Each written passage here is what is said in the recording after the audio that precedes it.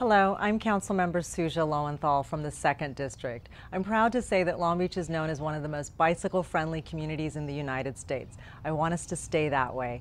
Today in this episode of Heart of the City, I'd like to discuss the do's and don'ts of bicycling on sidewalks and in our neighborhoods. With me today to discuss those rules are Sergeant Robert Kuroda and Sergeant Aaron Eaton. Welcome to the show.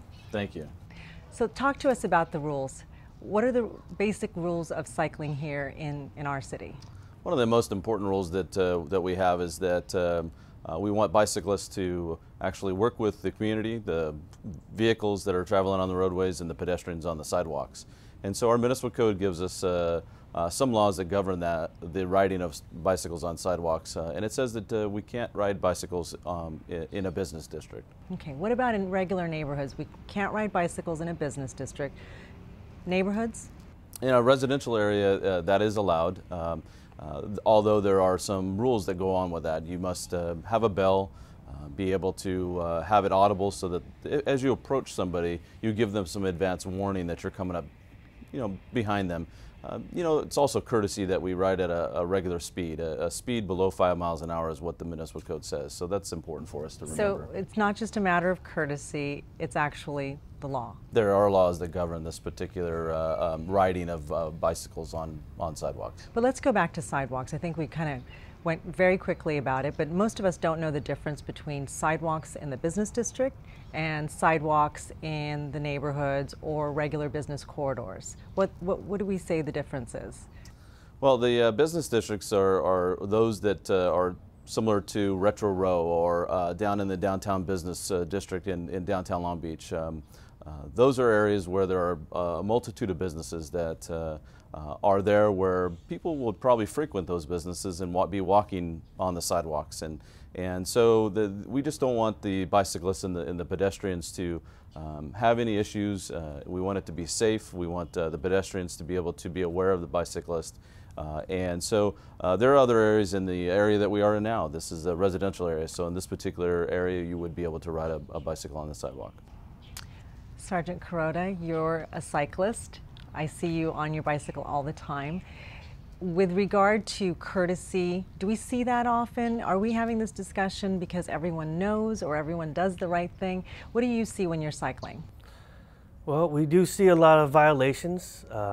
We try to be bicycle friendly. We're trying to educate the bicyclists, pedestrians, and the drivers on the road. But part of our job is enforcement, and that is part of the 5 E's of being bicycle friendly.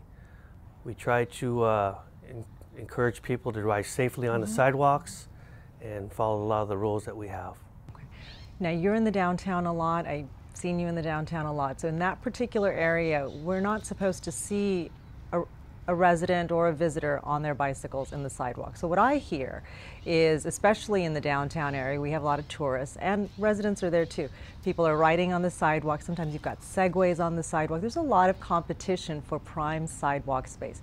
We do want to reserve that for pedestrians, people in wheelchairs, people who have baby prams that they're pushing. And so you want to warn them first, but are we citing as well? This is the law. Yes, we've been issuing tickets to bicyclists that are riding recklessly in the downtown area. We have done it in the past and we will continue to do so we can promote safety. So what do we say to the individual that gets a citation and says, well, I thought Long Beach was supposed to be bicycle friendly? How do we respond to that? We get a citation because we break the law, and then how can we be bicycle friendly at the same time? It's important for us to also let the community know how dangerous it can be to ride bicycles along the roadways. As you said, there is a lot of competition and sometimes people are distracted, and unfortunately there are accidents that do happen. There are bicyclists that are injured based on some of the ways that they are riding, and if they're riding recklessly, I think it's our job to notify them, and in some circumstances issue them citations. In others, we try to educate them and let them know what the laws are. You know, back to the courtesy question, I think what's also important to know, we have discussions with seniors as well. A lot of them can't necessarily hear the bell coming, or they're hearing it right as they're being approached, and it's a moment of shock. And so more than courtesy, it really as you mentioned, is a safety issue. That collision, potential collision between the cyclist and the pedestrian is dangerous. And so, in addition to courtesy, in addition to following the law, it really is the right thing to do. So how do we encourage people to ride on the streets? How do we get them to feel safer about riding on the streets? Some of the things we can do is make sure that while you're riding in a residential area and there are pedestrians, to make sure that you understand that the pedestrian has the right-of-way in that particular sense. Also, as you said, to give that advance warning through a bell or some type of signaling device well in advance so that you don't scare the pedestrian as you come upon them. The other is the speed at which we ride the bicycles. In that particular situation where there would be a pedestrian on the sidewalk, we want to ride below 5 miles an hour. So it is courteous. It also it goes along with the law. We want to make sure that everyone can ride and walk safely. We have a lot of bike lanes that have been created, bike paths, the sharrows. We encourage the riders to utilize those if they want to go from place to place. Want to make sure that pedestrians and bicyclists are on the sidewalks. The pedestrian has the right-of-way. See, and that's an important point. I don't think a lot of us understand that. We think of the right-of-way discussion when it comes to cars and pedestrians. We're often talking about pedestrians always have the right-of-way no matter what they're doing with relation to cars. But I'm glad you said this, Sergeant Kuroda. When it comes to a situation between a bicycle and a pedestrian, we're saying, and it is the law, that the pedestrian has the right-of-way still. So the pedestrian, and that makes sense. They're the most vulnerable type of navigator in the street, so they should have the right-of-way. In that situation, do we have similar rules such as we do with cars? Which side do they pass on? Yes, the bicyclist is supposed to make an audible noise or warn the pedestrians and say that they are going to pass on the left, and that's where the bicyclist is supposed to go, to the left of the pedestrian. Sergeant Kuroda, you mentioned that we have bike lanes that we've constructed, we have sharrows that we've designed, many different ways where the bicyclists can actually feel comfortable on the street. Are you seeing more riders?